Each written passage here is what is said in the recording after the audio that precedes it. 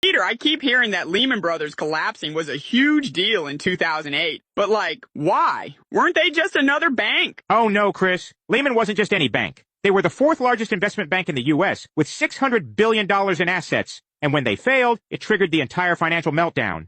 You'll want to follow for this. So what actually happened? It started with mortgage-backed securities. Lehman was deeply invested in subprime mortgages, which were home loans given to people with questionable ability to repay. They bundled these loans into mortgage-backed securities and collateralized debt obligations, CDOs, and sold them to investors. So they took a bunch of high-risk loans, slapped a fancy label on them, and called them safe investments?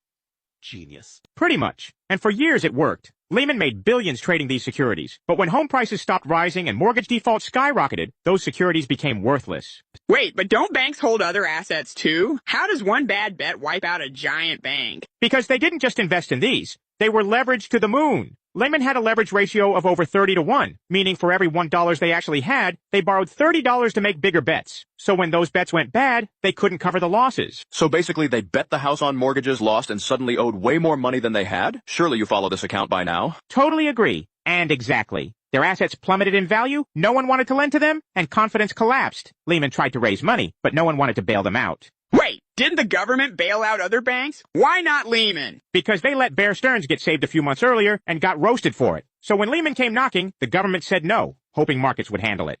And let me guess, instead of handling it, markets imploded. Yep.